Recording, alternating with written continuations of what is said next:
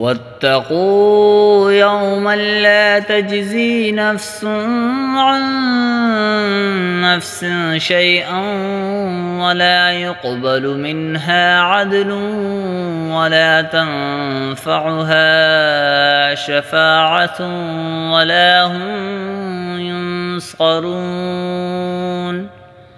اور اس دن سے ڈرو جس دن کوئی شخص بھی کسی کے کچھ کام نہیں آئے گا، نہ کسی سے کسی قسم کا فدیہ قبول کیا جائے گا، نہ اس کو کوئی سفارش فائدہ دے گی اور نہ ان کو کوئی مدد پہنچے گی۔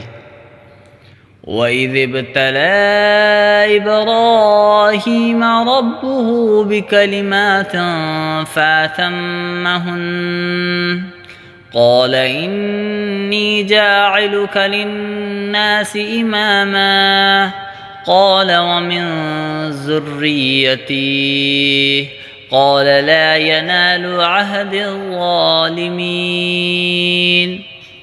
اور وہ وقت یاد کرو جب ابراہیم کو ان کے پروردگار نے کئی باتوں سے آزمایا اور انہوں نے وہ ساری باتیں پوری کی۔ اللہ نے ان سے کہا میں تمہیں تمام انسانوں کا پیشوا بنانے والا ہوں۔ تو ابراہیم علیہ السلام نے پوچھا اور میری اولاد میں سے؟ اللہ نے فرمایا میرا یہ عہد ظالموں میں شامل نہیں۔